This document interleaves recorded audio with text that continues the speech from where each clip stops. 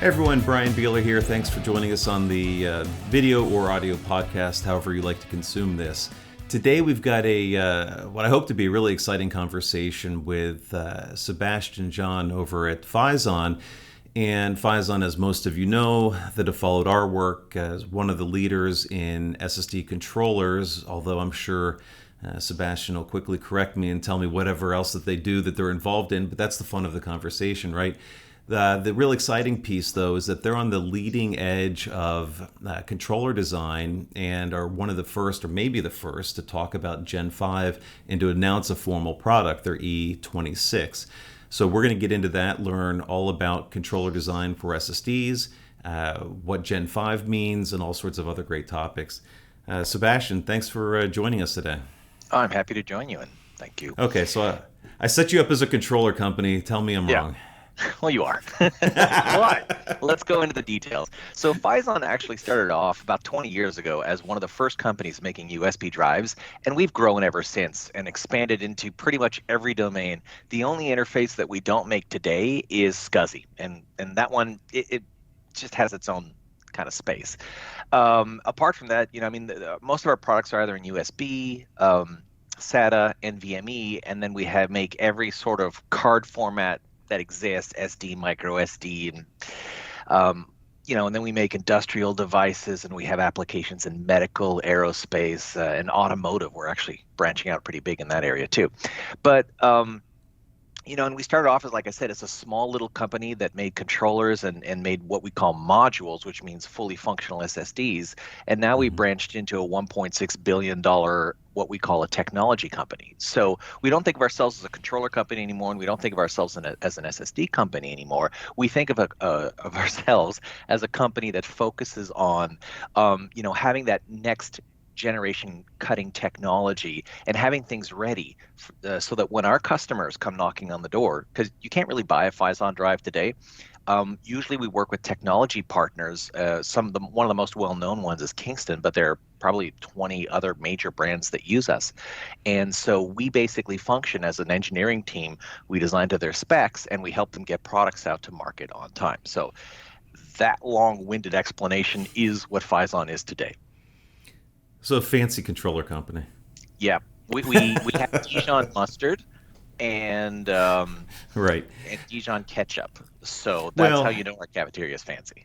yeah, right. So we've talked a lot lately on the site and on some of our videos about the E18 controller that we've seen pop up in the gaming lines from Seagate, from Corsair.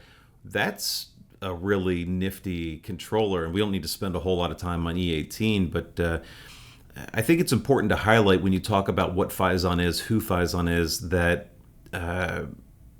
it it can be hard because you get mentioned in the same breath sometimes as Samsung, WD, Intel, like all these other big brands that everyone knows. And little plucky Phison comes along with this E18 controller and drops an SSD on the market that is arguably one of the best right now for high-end client computing. I mean, that's Yeah. pretty strong. Yeah.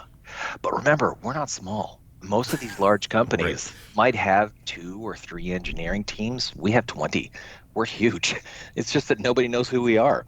Now, how we came about with the E18, we started off with the E12, which was a Gen3 controller, had good commercial success. And from each step, we learned and we applied it. And by the time we got to E18, we were taking the feedback that we got from the other drives. One of the important factors was low Q depth performance. And we just piled all of that learning in. And there was actually a lot of sort of nitty gritty details where we were like prefetching commands proactively and prefetching data and automating all of that into our data path so that firmware wasn't involved in the standard read write critical path. And that's essentially what allowed the E18 to happen. That, and we coupled it with basically the fastest NAND available today, which I think for that one was Micron B27 and Micron B47. I can't remember if it's 47 or 48, Hmm. but combining both the technology and the NAND together in that particular product allowed us to be really successful. But as we move forward, all of the other NAND vendors are stepping up. It's always an arms race, which is who is the fastest now, and then the next version that's released by maybe, for example, like BiCS5 will be faster than the previous NAND that we were using. So let's break down some of those components because you hit on a couple things I want to talk about. First of all, the NAND. You're NAND agnostic, so you don't Hmm. care what's the No. fastest. You can tune your controller commands for that NAND to have a nice Yes. relationship there. Hmm. What's going on in NAND that you, I mean, you don't make the NAND, but you obviously interface very closely with it. What's going on there that's exciting from a NAND perspective? Probably the most interesting thing, there's a couple aspects that are moving hand in hand. To get the cost to go down generation over generation, NAND is becoming bigger and bigger. But as the NAND density goes up, the client density doesn't scale linearly. So just because the NAND die went from 256 gigabit to 512 gigabit doesn't mean that now everybody's buying 1 terabyte SSDs instead of 512. Hmm.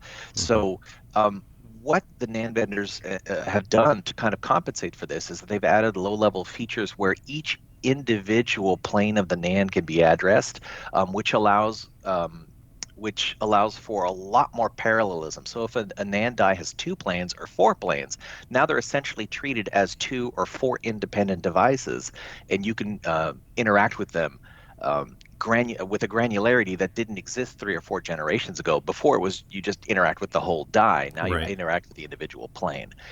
So that has changed a lot, and of how we interact with the NAND, and allows the SSD to behave either equal or even better than the previous generation, even though the total number of internal die has decreased. So that's one aspect that's better. The other aspect that's better is that the bus speed of the NAND, which uses a standard called ONFI. So the ONFI bus Hmm. speed is going up dramatically with every generation. A few years ago it was 800, then 12, then 16, 24. We now have a line of sight to 36 and 48 over the next few years. And this is to again offset the lower die count, and also to keep up with the evolving growth of Gen 3, 4, 5, and PCIe Gen 6 down the road. That's interesting. What So that's all on the performance side. What do you Mhm. make of more capacity or value centric NAND growth via QLC and other Yeah. technologies? For the client workspace, QLC is really excellent because fundamentally, when you're a client, right, when you're a user using your computer and you're browsing either the internet or using Facebook or watching Netflix or any other streaming service, the interaction that you actually have with your SSD is sporadic. So there's a little burst of Hmm. activity and then a lot of nothing. And so what that means is that by being careful with how we design the SSD, by putting what we call an SLC cache in front of the QLC bulk storage, we allow the user write interaction to essentially be at SLC speeds. We move that data to QLC in the background when the drive is doing nothing, and then we store all that data in QLC. So that gives you the SLC experience with a QLC drive. Now, if you start to treat a QLC drive as though it was 100% SLC, you will quickly exhaust the SLC cache in the sustained workload, and then Right. you see the QLC speed, which is not great unless you have a huge die count on an enterprise drive. Hmm. But that workload doesn't really exist on the client side. So what that means in practical terms is that we can really bring down the drive cost while still giving the user the same experience, which is a win, I think, for most users. Yeah, I mean, we learned the hard way in the early testing days of the QLC drives that if you run your same test plan against that as you would, a premium offering, you will be disappointed pretty quickly once you blow Yeah. up the that cache. But you're right. I mean, for most users, like if you look at the bulk of what Best Buy sells or Apple sells for $8.99 or Yeah. $9.99 in a thin and light laptop. I use a MacBook Air. I mean, these types of use cases aren't super intense, but then there's plenty of others like gaming or CAD or Yeah. Creative Pros or whatever where you really want that high end performance all the way through the system, including Yes. dedicated GPU, good SSD, Yeah. all those sorts of things. And we have drives for those workloads too, but they don't cost, Absolutely right. $100 or $60, whatever price you can get that 1 terabyte SSD for. If you want a sustained workload for CAD that you can just pound down that drive for, thousands of drive writes and never see a dip in performance, then you want to look for a different product. And it's going to cost more because we Hmm. have to design it to that higher standard. So you also mentioned firmware kind of in passing as you were talking about the drive, and that's always been the thing, right? NAND, controller, maybe DRAM, and then firmware was another core component there. And the vertically integrated guys, I'll just say it, like Samsung and maybe Toshiba Kioxia for a while, or others that have done some of this. Intel maybe in some phases of their life. Having control over that stack has been beneficial, but it sounds like maybe I'll put words in your mouth that maybe the ongoing updates to firmware that we're used to seeing in the SSD world may be less common going forward. Do you feel like that's a thing with firmware where it's getting tidied up to the point? Like in the early days, we would get an OCZ drive, for instance, and get firmware updates 6 times in a year. I mean, that Oh, not a great model, yeah. exactly, but it was happening all the time. Is firmware getting more stable these days? I think the requirement, like the days of the Wild West SSD are kind of Hmm. over, and they're treated with much more maturity. It's not that the firmware is easier. In fact, it gets harder and harder with each generation of NAND. But rather that we have a much more mature release process, and that maturity is, our customers demand it. So, and I mean, that's part of it. The other part is that even if we make firmware releases available, most people will not know that they're available or know to upgrade their SSD. So it really comes down to, giving the user the best experience possible. When we release that first gen SSD, we hope to never have to release another firmware. Occasionally, it's necessary, and that's not a strike on the driver of the company. We just found a bug, like Sure. like you find with the operating system. But we try really hard, and that's where a lot of the um, effort goes into releasing the drive is a very, very comprehensive test process. Okay, well, fair enough. That makes sense. I mean, it's uncommon, but even hard drives back in the day used to get firmware upgrades. Not often because those were so much harder to deploy. So for your customers that are using a controller set like E18, Mhm. then where talk to me about those requirements. Where can they differentiate outside of aesthetics like heat sinks and those sorts of things in client drive world? Can you tune for them a firmware that might be more targeted for a specific Mhm. workload, or Yeah. what? Where else can they differentiate? Well, part of it comes down to the requirements that they give us and the test suite that they set up. If you change, I mean, regardless of even if you tested to customer A's requirements and they're super Hmm. huge, if customer B comes up with a different set of test suites or test criteria, then that requires some tuning right there, which will change some, subtle characteristics of the drive. On the more concrete side, we can do things like change the over provisioning, like there are knobs that you can turn on the SSD, which are just trade-offs. So you can increase the over provisioning. You can change the cache policy into, how long you wait before flushing the cache. Do you keep Hmm. residual data in the cache? That can help. For example, one strategy is to keep the last written 100 megabytes of data into the drive. And because the most recently written data is also the most likely to be invalidated. So if you just keep it in the SLC cache and you don't flush it to TLC or QLC, then you can potentially improve sustained performance. You also reduce write amplification, which increases the drive life. But the trade-off of that, of course, is it helps the write amplification or the WAF.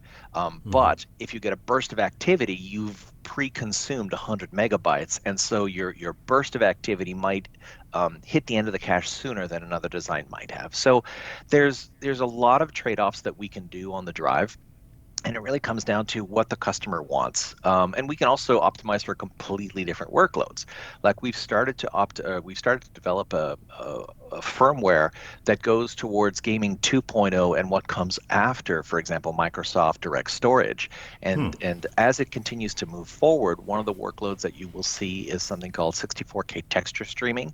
And that 64K doesn't mean like 4K TV or something like that. It's actually just the file size. The natural granularity of texture files on most gaming cards is 64K. And so what happens is the games start pulling those in just in time, and they start treating the SSD like a great big cache. And that's where Hmm. Gen 4 and Gen 5 come in. And I'll talk about that later once we get to that topic. Yeah, and we'll get there soon. I promise I'll let you. Just as we start talking, all these old memories bubble up. So, one last thing before we abandon the Mhm. control, this initial controller design for what you have out now. You talked about the customer feedback getting you to E18 Mhm. from E12, E16, other prior products. What has that been like for you? Because again, it feels like E18 is such, from our standpoint, is such a successful controller from a performance profile. Like Mhm. you guys must be really proud of We that, are, for or sure. we're proud of it for you, and at a minimum, um, it's such a great leap forward. Yeah. And so you talked about customer feedback. Can you describe some of that at a high level? Yeah, well, it kind of the Gen 4 feeds into the Gen 5. So Hmm. before our first Gen 4 product was the E16, which did about 5 GB per second, and that was very much a high profile product that we developed in collaboration with AMD. We did a lot of on-site testing with them, and we got our product to and it was a short development cycle. So that one was it was only achieving 5 GB per second, but it was very successful at the time. And it was the only Gen 4 on the market for about 18 months, client Gen 4. Um, and then when we had the E18, we actually had the time to really develop that one. And there were a lot of hardware changes that went into the E18 that we wanted to do for the E16, but couldn't because that one was very much a time to market product to intercept the Gen 4 technology that was coming out. Um, and so that feedback really comes from the reviewers. We do listen to the reviewer community, even though we don't necessarily post on every thread, on every message board kind of thing. But we do look for the general trends and listen to the feedback that was given and look at our rankings and the various, testing that people do. Sure. And of course, we do our own testing too, so none of it was a surprise. But we had on our to-do list for quite some time to improve our latency and improve our low Q depth handling. And so that entailed a big review of the entire front end pipeline to look at every little step and when there was idle time and then squeezing it out. So it was actually a really big engineering effort to find those and then tune for it and design the hardware to support it. But I mean, that was the primary complaint that we had, and we addressed it. And as other ones come up, we'll continue to address them as well. Gosh, that sounds excruciating. I feel bad for those guys looking to squeeze out milliseconds from the entire data path. Microseconds and picoseconds, actually. Oh, oh, Milliseconds. If you're in the millisecond range, you're not even computing. it's too late, right? Yeah. That sounds brutal. Okay, so we've talked a lot so far about client controllers for the most part. Mhm. What's the enterprise story, either today or on a go forward basis, from Phison? Well, so initially our story was focused on up leveling a high-end client controller. So the E12 became the E12 DC. DC stands for data center, Hmm. and that's kind of like the lowest tier of enterprise. And these are people that basically need steady state performance and consistent latency, but don't really care about any other features. But starting about 2 years ago, we decided that we were actually going to jump in, um, put all of our energy into, this was going to be our next growth segment. So we actually designed what we were calling the X1 controller, which is a very high-end enterprise controller, 18 channels. It's actually capable of Gen 4 by 8, so the entire data path is scaled to 14 GB per second. Hmm. And it could have gone into, for example, an E1S, the new EDSFF form Hmm. factors like E1 or Hmm. E3. They can support up to 8 lanes, though nobody really deploys them that way. But still, the point was to make essentially a really, really high-end controller. And the thing with enterprise controllers is that they take years to develop and years to mature and validate and get them out into product. Yeah, I the think validation bit is not to be underestimated. years. Yes. Easily six, I mean, minimum 6 months if it's just a NAND increment. But if it's a whole new product, Hmm. 18 to 24 months is not Yeah. uncommon. Hmm. And so that one should be coming out second half of, oh shoot, I won't guess. I don't remember the date very well. I can't remember if it's second half 21 or 22, but soon in drive terms. So that was the first one. And then from there, we cascaded with that base architecture, which is a new architecture that supports enterprise, has become the basis for all of our high-end controllers now, and the E26 falls into that category. It is very similar, like the internal design is very similar to the X1, with the difference that it has a Gen 5 interface on the front end, and on the back end it has 8 channels instead of 16. And that architecture, when we were coming up with it, we asked ourselves, is there enough of a market for this on enterprise? And the answer is no, it's still emerging. And did we want to design a controller like the E18 but with Gen 5 on it? And we thought, no, that's hard to justify. That market's small too. And so we went, peanut butter and chocolate kind of on it, smushed them together and said, why don't we just make a high-end controller, turn off the features that don't make sense for the client world, and get as much reuse out of the chip design, the chip we designed, get it into as many segments as possible. And that's where the E26 came from. Yeah, well, it feels like from the enterprise server design space, for instance, which you follow closely, that we've talked to a lot of guys lately. We've talked to Jason Adrian from storage guy over at Azure on E1.S. We've done a bunch of ruler stuff lately. Talked to Viking about their ruler server. And everyone that's in the space really feels like Gen 5 is the next major design inflection opportunity for the big server vendors, right? For your Dell, Cisco, HPE, Supermicro, all these guys. And a lot of them have skipped, especially with Ruler, the Gen 4 product entirely. So Viking is one of the few out there that even has a Gen 4 E1S platform that's broadly consumable, not just for hyperscalers. But 5, that's the point where we could really see a lot of new stuff, potentially either form factors in traditional enterprise servers, or for you guys like you slipping in and saying, okay, we're ready now, and we've got this potentially awesome product.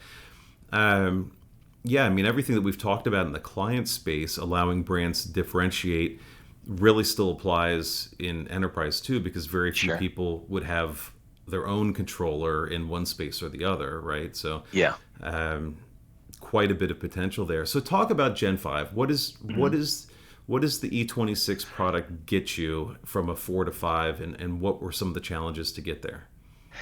The thing, well, let me start off by throwing out like a little factoid, right? Yeah. Gen 5 is the same speed as DDR4. I mean, DDR4 has a range of speeds, but if you look at the low end of DDR4, that's Gen 5. They're roughly the same.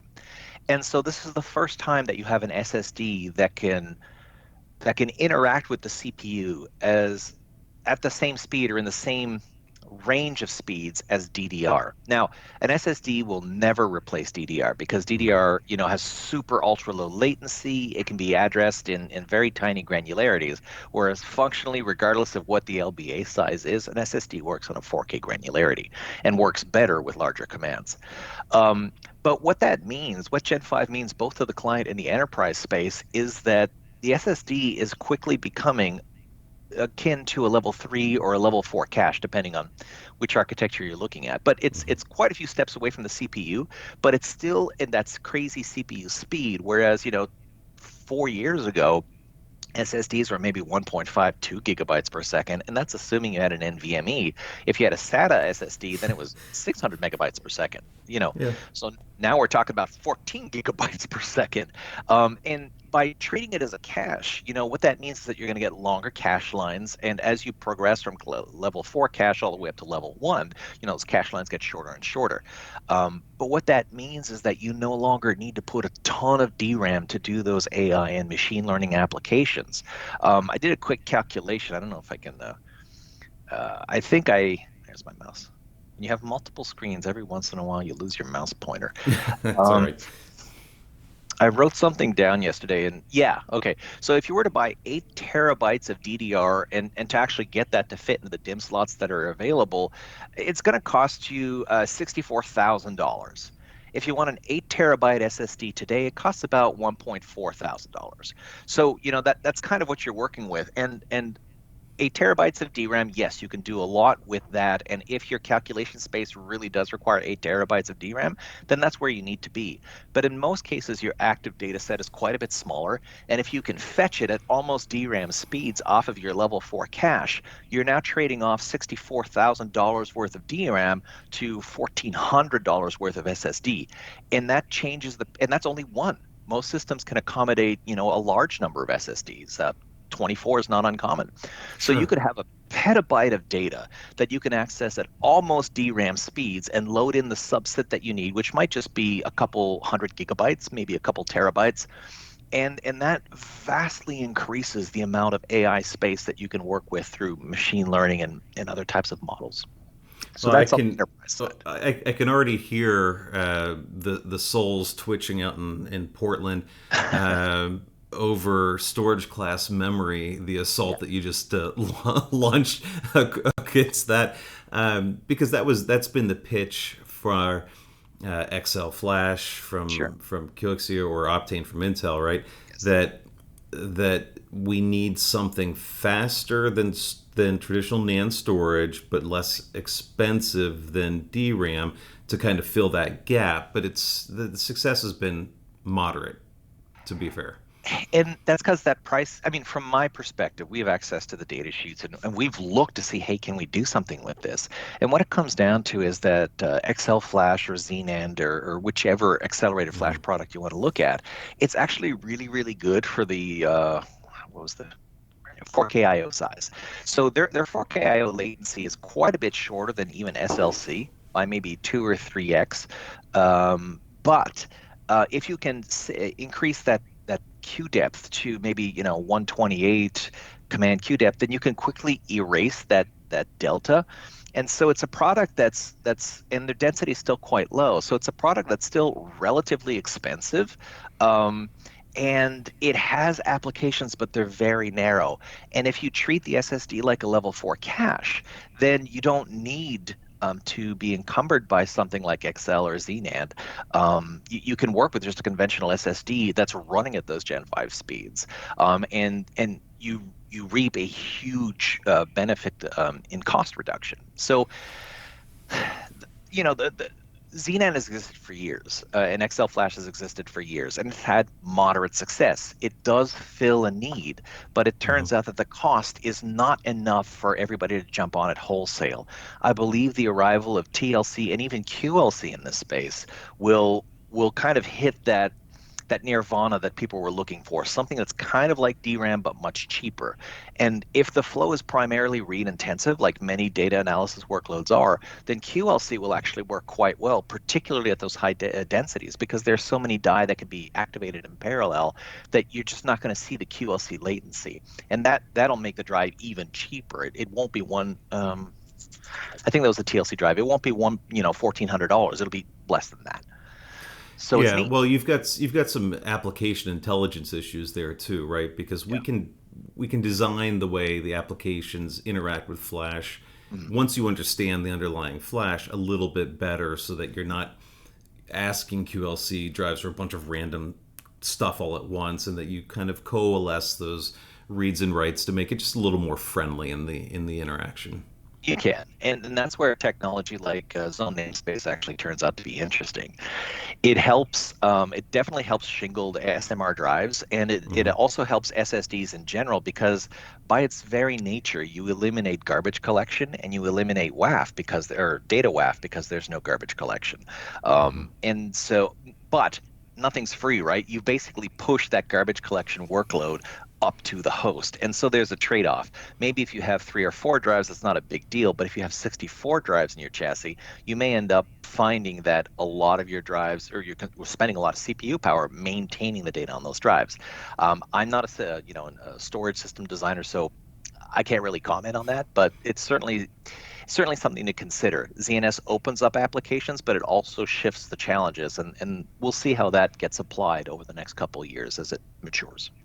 Yeah, I mean, ZNS is definitely something the hyperscalers are juiced about, because they have that ability to dive the deepest levels into their software and applications to tune them and take advantage of how they communicate with individual blocks rather than just the drive on its entirety. Whether or not Microsoft does that in Windows, I mean, is a different animal entirely. So talk to me though, because we're talking a lot about the enterprise space Yep. with E26 and Gen 5, and I don't want to abandon that. But how do you guys start to manage the duality between the client needs and concerns versus enterprise? Because they're so different, and even if the They are. drives are functionally similar, it's hard to imagine a lot of client systems really needing Gen 5 SSDs in the next 18 months. That's a fair statement. The way I look at it is this way. At a very bare minimum, you're going to get an increment or an improvement to your load times. They will be faster. No doubt, right? So there's a drop in benefit, right there. The rest of it will come to pass as the gaming technology and the OS technology and the large application technology, like for example, Adobe Photoshop Sure. or those other big ones, Yep. as they kind of digest what this means, and it goes back to what I was saying earlier, that the SSD now becomes a DRAM assist module, very much like a level 4 cache.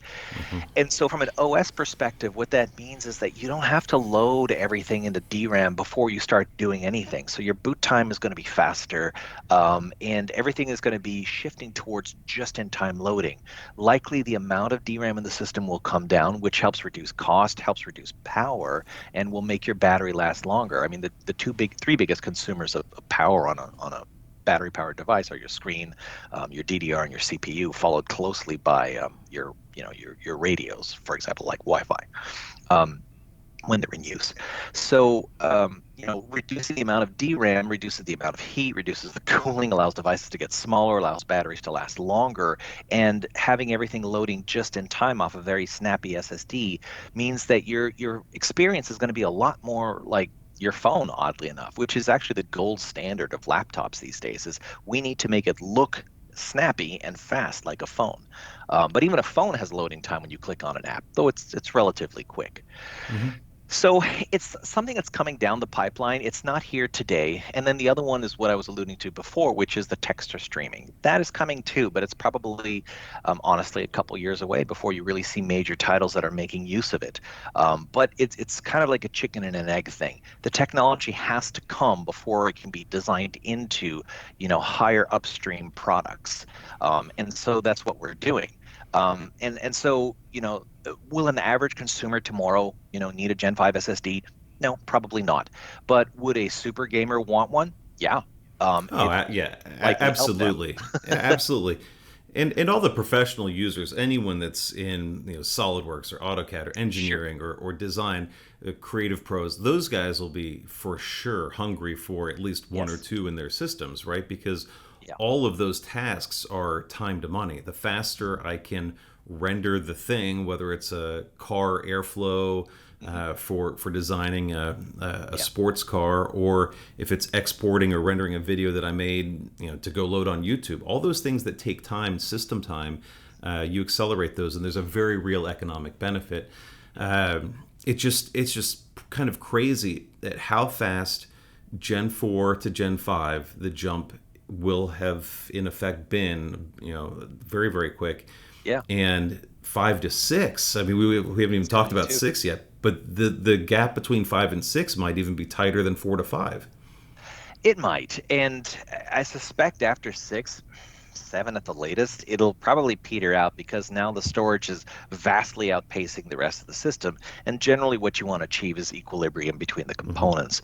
For a long time, Gen 3 was good enough because nothing could consume Gen 4, or sorry, Gen 3 by 4, or Gen 3 by 8 speeds. And then actually the GPUs, and this is where AMD came about, their GPU at the time, they realized, gosh, we're running out of bandwidth. And if we start designing Gen 3 by 16s, that's really going to limit the number of systems we can put into it. So the graphic cards pushed us to Gen 4. But the size of the DRAM application, or the amount of DRAM needed in systems for modern applications, particularly in the AI side, is what pushed us to Gen 5. Because at the CPU level, the CPU vendors are reducing the number of DRAM channels that they have generation over generation, and they're pushing that DRAM actually onto the PCIe bus using a technology called CXL. Hmm. And so CXL kind of allows the system developers to cater to those applications that need crazy amounts of memory without burdening that system cost on everybody else who gets, some people need more compute, they need multiple CPUs, but very few people need 8 terabytes of DRAM. So by shuffling this around, it allows the economics of enterprise servers to be more tunable to the specific application. But with the arrival of Gen 5 that supports DRAM on the PCIe bus, because now you have LPDDR4 speeds or slow LPDDR4 speeds with Gen 5.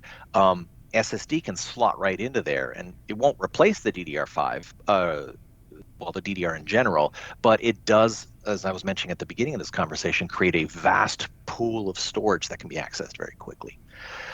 Speaking of vast pool of storage, I mean, you guys are very focused on the componentry of flash storage. Mhm. How much then do you start to get into, or where can you contribute, or can you contribute when you look at things like DPUs? When we think about going back to JBOF, maybe controlled with a NVIDIA Bluefield, NIC hybrid DPU thing. Mhm. Some of the work we just did a review of Grade, which is a AI software RAID algorithm that runs on a GPU instead of a traditional hardware Mhm. RAID card. There's all sorts of neat stuff happening. So when we talk about Gen 5 as a transition point for system designers, it's also very much a possible transition point, if not sooner, for the way flash gets consumed, especially in the enterprise, less so in client systems. How much do you guys look at these sort of holistic changes, or you mentioned GPUs and RAM and CPUs, but at a certain point you can only control so much. I'm just curious Mhm. about how far you try to reach into the up and down the stack and around, and try to figure out where the direction's going, or where you can make an impact on the outcome. Well, we don't control the operating system, as you can imagine, but we Hmm. do talk to the people developing operating systems, and we figure out, is there anything we can do? The advent of direct storage is an interesting application.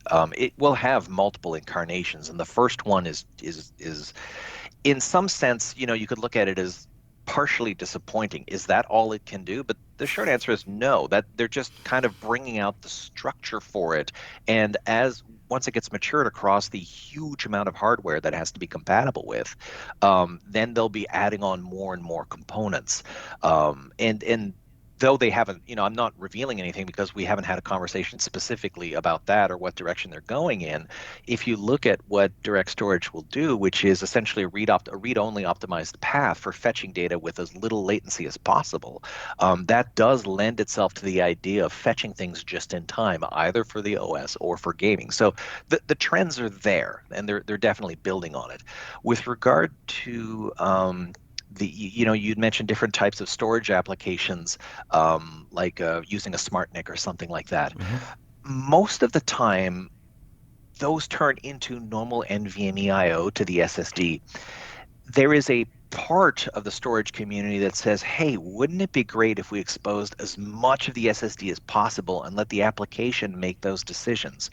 And I had a conversation with one of our partners a while back, like about 2, 3 years ago, and I said, "What are your thoughts on this particular, approach?" And he said, I mean, his response to me was, how many companies do you think have the ability to actually understand NAND to the point where they can truly manage it? There may be a couple hyperscalers, but would a company like, a credit card company be able to do that? Would a defense contractor be able to do that? Would a hospital be able to do that? And his point was no. Now, it's true that eventually there'll be software and somebody that creates a software tier that can do all of this management. But the question is it fundamentally better than the technology that we have today? For certain ultra optimized applications, I'm sure it is. But for the Hmm. bulk of them, Having a block storage device in many cases makes the rest of the system easier to maintain, and you have a huge ecosystem of parts. So when something goes bad, you're not locked into one vendor. Or if that vendor goes out of business, which I've bought technology over the years. I once had a RAM drive that fit into an ODD bay, and it was cool, except when you lost power and it didn't back up properly, Hmm. and then after a while, you could just get tired of having a fidgety system and you take it out and you go back to the way things were because at least it's stable and you don't spend your hobby time or your off time or worse yet, your work time trying to maintain the system. There is value in stability. Well, Um, yeah, I mean, you bring up a good point about the applications. This is something that's been discussed in the Flash world since the jump, right? I mean, we used to do a lot of work with Fusion IO, and one of the things that they always said was, hey, wouldn't it be cool if Microsoft could tune SQL Server so that it knew it was interacting with an IO drive and that we could more intelligently manage the data and the path? And but that stuff never happened. And not, I don't, I mean, you might have some insight on this. I don't know that it's too hard. Obviously, Microsoft could do whatever they wanted yeah, if they asserted their will. But ultimately, it's a question of, well, how many of these different things do I have to create? Do I need to do one for every drive type or drive vendor or NAND type or NAND manufacturer and type? And right. I mean, it gets to a point where I think as an application guy, unless I'm at the hyperscale where I can really do this and Mhm. incur some sort of financial benefit for doing so, that I'd rather just have the devices be good enough or meet my performance spec or endurance spec or whatever it is, Yeah, and know that if it's a Micron drive today and an Intel one tomorrow or one of your partners the next day, whatever, right? right. It doesn't matter at a certain point. That's sort of where it comes from. You can make the system a percentage faster. But another way to do that is just to have more duplication, what they call scale out kind of thing, right? Where you have two drives, four drives, two racks of drives, and have there's a difference between having a solution where you're creating something and there's a lot of unknown versus having a solution where you can execute on it. You just buy parts, and yes, it costs more than it might otherwise, but then you can go on and work on the differentiated aspects that make your business worthwhile. So, is there is a subset of users that will say, hey, wouldn't it be great if these particular drives that I bought were 20% more efficient? And yeah, it Hmm. would be great. But does it make sense? And when the new generation comes out, or when additional quirks on your device start to manifest, do they have to retune that whole driver layer? Having a standard interface kind of allows each chunk of the technology to evolve at its own pace. SSDs are basically being released every year because NAND is being released every year, or somewhere between 12 to 24 months. For each NAND vendor, there's a new technology node, and the amount of back-end work that we have to do is substantial because every generation NAND gets harder to work with, error recovery gets harder, and more compute power is dedicated to keeping the NAND alive. And the same is true for magnetic drives and optical Hmm. drives when they were the king of the hill kind of thing.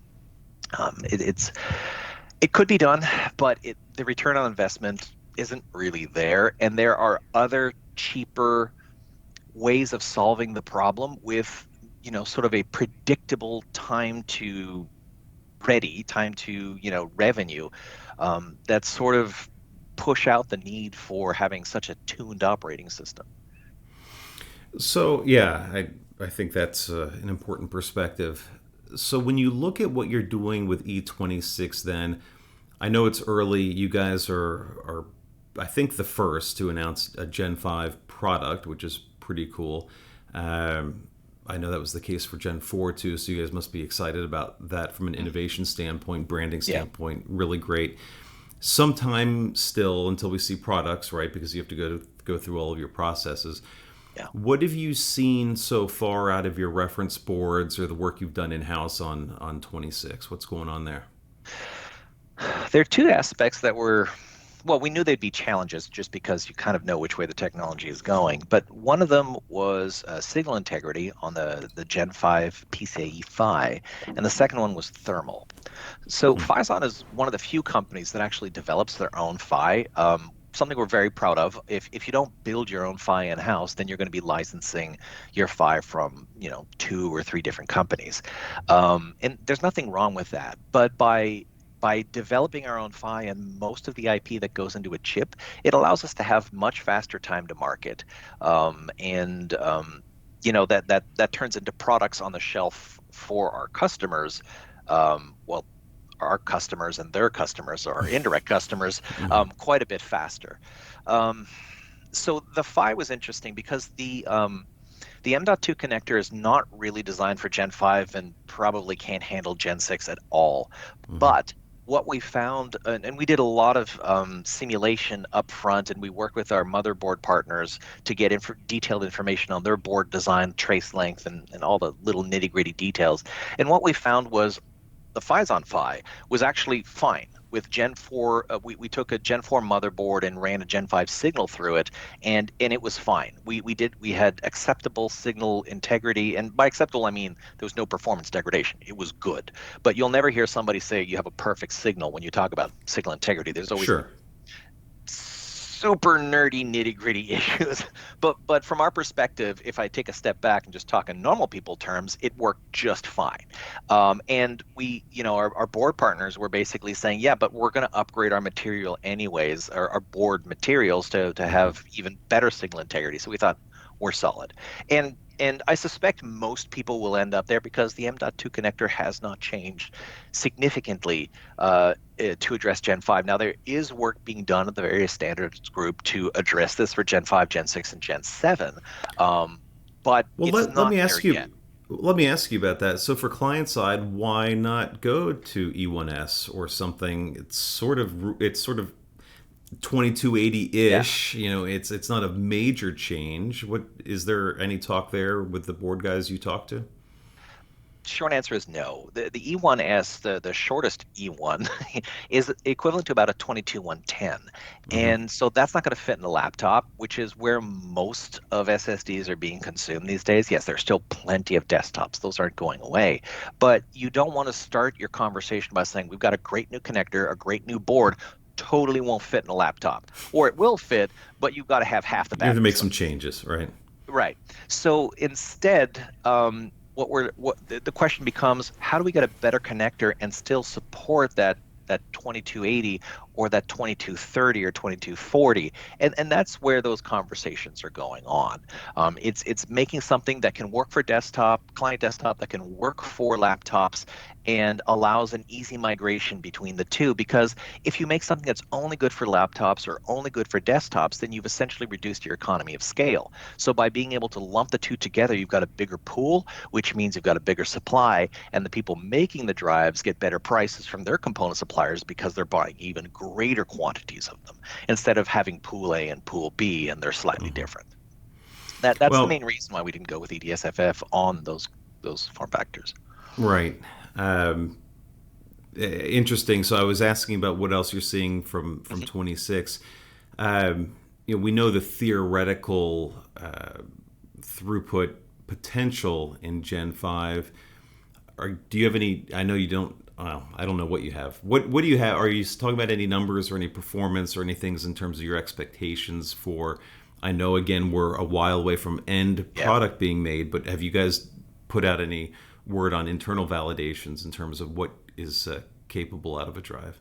Not yet, but of course we're tuning for the max, just like everybody else is. You don't walk into a market and say, we're targeting number 4. We're gonna be right there, better than garbage. But not quite as good as the number 4 is necessarily garbage. But you know what I mean. It's Absolutely. just we're going for the best that we can. We have confidence and high hopes that we'll be able to get there. And just to maybe finish off my earlier comment about the the challenge in signal integrity, what we can say though for sure is that M.2 with a strong PHY can support Gen 5, and we know we can do it. And from what we've seen at the interops at PCI SIG, our competitors can do it too. So in general, I would say clients who are buying, or consumers who are buying Gen 5 SSDs on a Gen 5 motherboard with a Gen 5 CPU, if they go to get the Gen 5 storage to go, to complete the outfit, if you will, the collection. At this point, we can say with confidence that if the drives are PCIe SIG certified, and everyone does get them certified. But if they're a certified drive, then they will work just fine. But as we look for Gen 6, the connector definitely has to change. So expect to see something in the next year or two where there'll be early announcements on new connectors for Gen 6 and Gen Right. 7. Well, I bet you guys will just be absolutely thrilled if AMD and Intel both get to market at a similar time with Gen 5 so we don't have this staggered year in between like the last time through. It's better for the market when everybody's on board and everybody has products. And the way that it's looking now, all the vendors across the board, from motherboard, CPU down to GPU and storage, will have products out in the same time frame, which gives everybody more choice. But it also means that people aren't going to hesitate to see, well, what's coming out next. It's all going to kind of come out together, so they can make decisions, that work for them, whatever they end up choosing. Oh yeah, absolutely. I mean, initially it was a couple Threadripper Pro systems that were out for the professional users that could take the Gen 4, and then some enterprise stuff, kind of dripped out with Epic Gen 2, and it was really herky jerky, right? Because you have competing marketing strategies then too in terms Yeah. of what either side is promoting and talking about, but.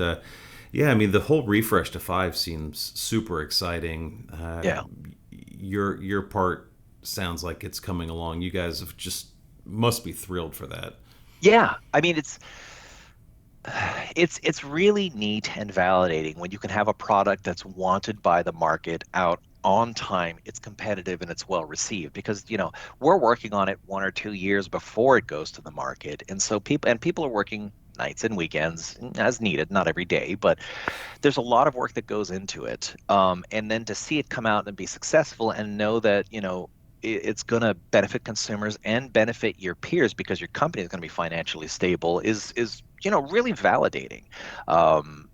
So that's exciting, for sure. You'd asked some of the other challenges for Gen 5, and one that I think that's important to mention is the thermal aspect. Is it Right. okay if we touch on that? Absolutely.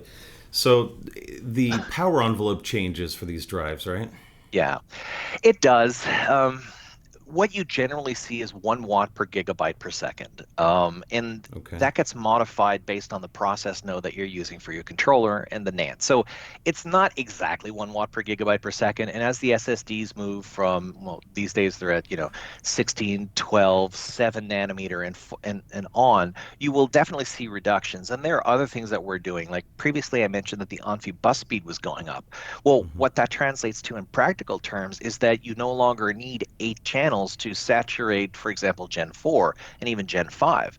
You can potentially saturate it with 4 channels, and reducing the number of back-end channels reduces the total SSD power by typically 20 to 30%. So there are lots of things that we're doing to keep that power within a reasonable envelope. But for sure, the SSDs are going to be hotter. With Gen 4, sometimes people needed coolers. Sometimes they were okay with a little metal foil. If their board had enough airflow, it was fine. That will likely be true since we're trying to stick within roughly the same power envelope as we go up, by making a lot of other changes. If we change nothing, then it would be 1 watt per gigabyte per second, which quickly becomes just too much. Um, but I would say definitely consider, a heat sink on your SSD at a minimum, and make sure that your PC, if you're building one, has a good airflow over. And usually it does, because the M.2 connectors are near the PCIe connectors, so you'll get some airflow from your GPU and things like that. Um, just don't neglect the heatsink on the SSD. Well, that'll make it a little trickier for notebook, though, right? Because the room for heat sinks a little trickier there. Do you Oh, see more throttling there, or no, no. really? Uh, Okay, yeah, starting a conversation with your super fast SSD throttles after 64 seconds is just not not a good. winning proposition.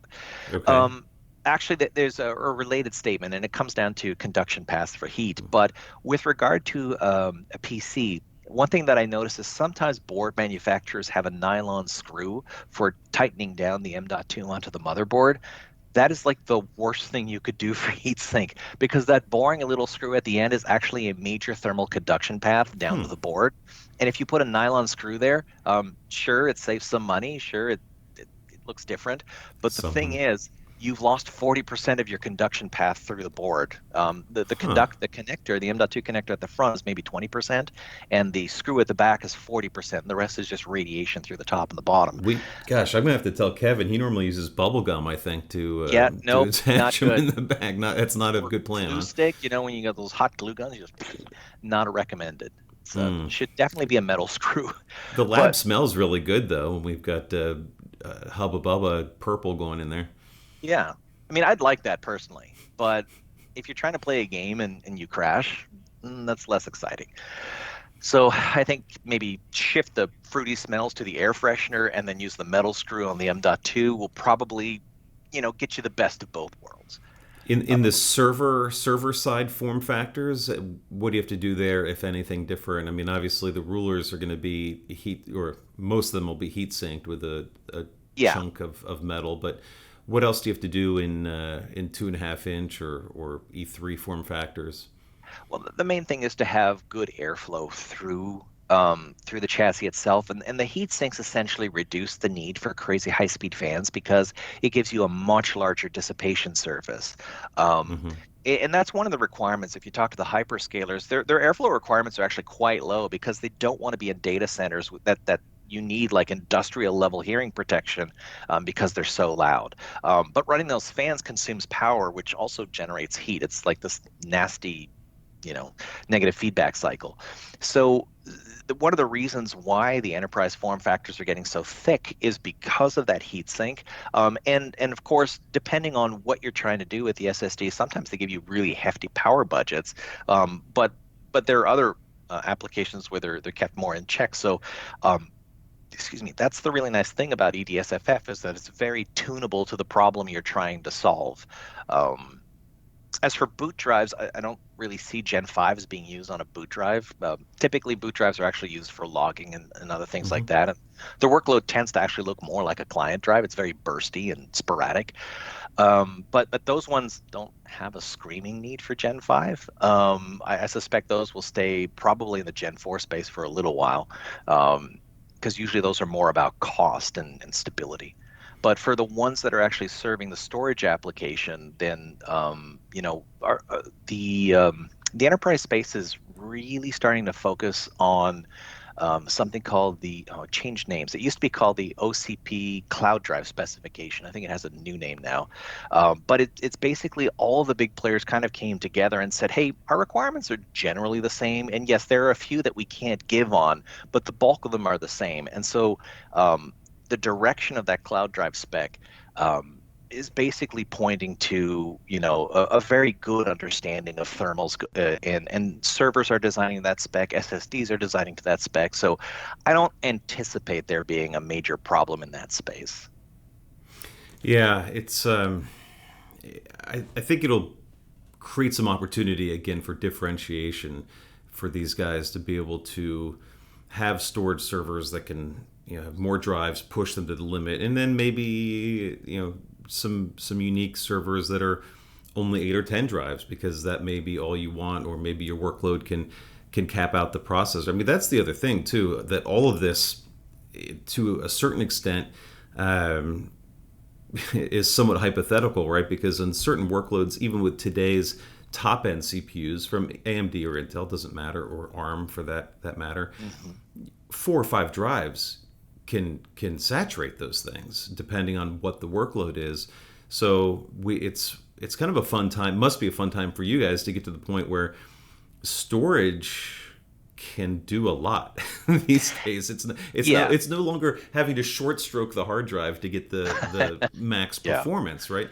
That these drives out of the box with no tuning, no nonsense, can fill a CPU in terms of capabilities. yeah. It's neat. It goes back to what I was saying earlier. Making some people like to do things just for the sake of doing it, and some people see their job as just something that gets them a paycheck. And then there's a large, at least the largest people that I work with, not just at this company, but at many companies over the years, they really enjoy making something that works well and meets a need. And it's frustrating when your technology is slow and you know that, like I used to work on hard drives a long time ago, and it was the only game in town. But you Hmm. knew that everybody wanted something faster, but that technology didn't exist, and that's always something that bugged you a little bit. Now with the SSDs, with Gen 4, Gen 5, and in the future Gen 6, we know that we are now making things that can serve a CPU at the speed that it needs.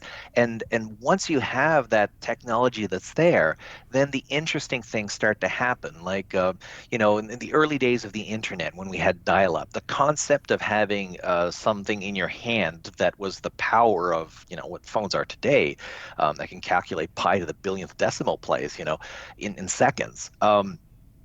That can call a taxi to your actually location and then take you to where you want to go. And that would be the Uber and the Lyft of today. But Hmm. imagine having that concept when cell phones were the size of a brick and they fit on the side of your head. And, you What know, if what if Matthew Broderick redid War Games with an iPhone 13 Pro Max instead of that that dial up crummy thing, that chunk the phone down on the the modem to go audio hack the. couplers.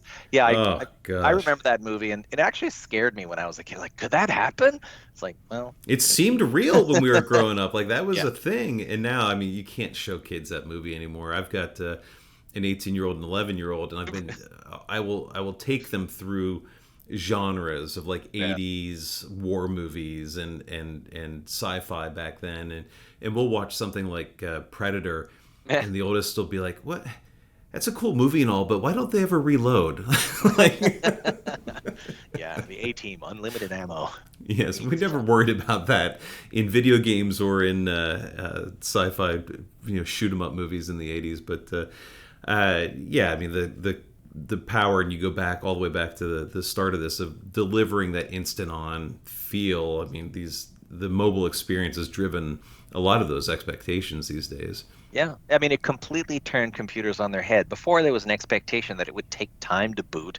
You would go get your coffee or whatever you Hmm. consume, depending on your Hmm. age, and you would Hmm. just wait, and it would boot eventually, and then the game would load, and that would take forever. And now it's like, 3 seconds. It's like traffic lights are very painful these days. So, being in the business of creating the controller, I'm sure you guys have worked on supply chain throughout the duration of the company's history, but now it's front of mind for everyone. Sure. What's going on? I mean, we keep seeing E18 products show up; those look okay, but I don't know. Like, do you have any visibility into any challenges or ways Phizon's been creative to make sure product can get to market? I mean, it comes down to forecasts, which our customers are Hmm. good about doing, and I mean, both the forecasts that we get from the customers, our own sort of extrapolation from past experience, and just making sure that we buy parts to maintain our supply chain. That's part of it, and it's sort of like the obvious answer, right? To order ahead so that you have what you need when you need it. That's part of it. But the other thing that helps us get the allocation is our scale, and we're huge. We don't, we do make controllers, and that is essentially what enables the rest of our technology to happen. But we're about as vertically integrated as you can, assuming that you don't have when you don't have your own silicon foundry kind of thing. So we don't make our chips. We design them, and then we work with a Hmm. foundry to produce them, but our volume is so big that our allocation is I wouldn't say protected, but as long as we give them enough forecast, we can generally get what we need. And the same thing for NAND. We buy exabytes and exabytes of NAND, huge quantities of NAND. And so because we do that, we have long-term agreements, and we stockpile. When the shortages do show up, we actually have stuff that we can put into drives and make sellable products. So all of this comes down to a lot of planning and a lot of stuff that wouldn't appear in a trade magazine, like how Hmm. questions about resistors. And one of the components that actually is typically difficult to get is a power controller, which is called a PIMIC. We make our own, so we're again as Hmm. vertically integrated as you can be, particularly on the critical components. When we design a CPU, we design a PIMIC, we make both, and then we order them together, so we never have a shortage of PIMICs, whereas some Right, of so you the don't end other up with prime a vendors do. million of one and half a million of the other, right? Right. So tell me about that, because I think that's kind of interesting. As I think we and myself included kind of get focused on the controller, and sort of maybe losing sight of some of those smaller pieces like the PIMIC that you referenced. So you'll design, then you'll send that out for manufacturing. You'll contract with Micron or whoever on NAND, bring that in. How do we get then from all these little pieces to an assembled drive? How does that work? Well, this is where we use a contract manufacturer, and the industry has changed over the years. Like if you go back 10, 15 years, you had to do everything yourself. But Mm-hmm. these days, there are different companies that specialize in different aspects. Some companies specialize in manufacturing and assembly lines. Some companies specialize in, IC production, and companies like ours specialize in building whole modules kind of thing. So we work with a contract manufacturer to build our drives, and they're big, they're huge. Um, and those contract manufacturers, so it's not like when we show up we have to get in line behind 50 other guys and Mm-hmm. just wait months to get our product. Again, we reserve our spot with more forecasting and things like that, and we have long-term relationships with them, and we've been loyal, and they're loyal to us in return.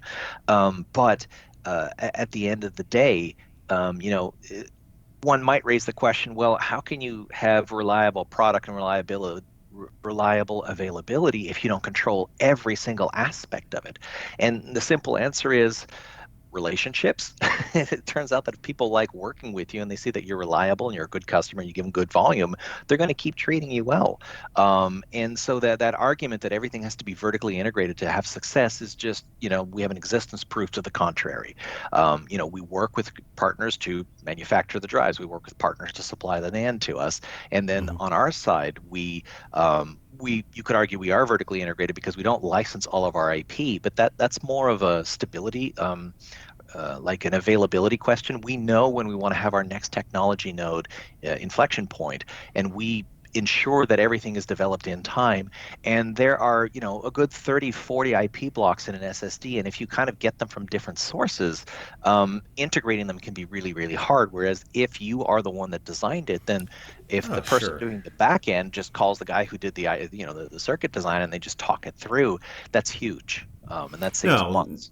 yeah, there's no doubt, and I think again we go back to E18. That's probably the finest product we've ever seen out of your company, Sure. and I mean it's at the end of the day you can own the circuits, you can lease them, you can whatever, but Good the, point. the customer doesn't care at the end. Yep. It's does this thing meet a performance or price or capacity or some combination of all Right. these specs, and does it deliver? E18's been fantastic from what we've seen for sure. And Yeah. 26, I mean, I'm pretty excited to see what you got going on there. So as Yeah. soon as we can get access to a reference board you're willing to let us play with, Sure. certainly let's get something going there, because I think the world's going to be really on edge in terms of thinking Yeah. about what can be done with Gen 5. I mean, there's so Yeah. much potential there. Yeah, and you mentioned the E18, and I kind of didn't latch onto that too much. I mean, we talked about it a lot, but it is very different from our previous products, Hmm. and really that started with the E16. So with up until the E16, we were very, our direct customers were driving what the requirements were in the SSD, and we designed a spec. But as we transitioned to the E16 and then all the chips that came after that, we realized, well, we can show up and have a Me Too product, or we can, be a technology company. And that's where the inflection point happened on our side is we said, hey, Hmm. we want to lead. And that was a conscious decision by our CEO and our president. And they said, hey, the way that we're going to differentiate ourselves and continue to grow is by looking at the trends and then, reaching for that high bar and trying to get there, on time, on cost, and everything else. But it was a subtle change which went throughout the whole company. And yes, we still take customer requirements and stuff like that, but we Absolutely right. go into it with the mindset that we want to make, a leading product. Well, no, I mean, outside looking in, that's what it feels like. I feel, and I mean, you say 16. I think I feel it at 18 as Hmm. a fundamental shift for how we perceive what you guys are doing, Yeah. uh, in terms of a lot of the USB and the SD controllers and product. I mean, a lot of that's commodity, right? Because you can only do so much with an SD card or USB drive. And yeah, you can innovate there, and you can improve security, and you can do all sorts of other things. But that's unloved kind of technology. True. In terms, but the 18's a great product and feels like a shift. And so that's why I think we're excited. I'm excited about seeing what comes next because of the success you've had with 18. Yeah, and we hope to deliver and satisfy everyone, our customers, our reviewers, and we're looking forward to releasing that E26 in 22. All right. Well, keep us updated. Thanks for your time today, No problem. Sebastian. This is fantastic. Love the conversation and love seeing where you guys are helping to lead the way with storage. Yeah, it's a pleasure to be here. Thank you.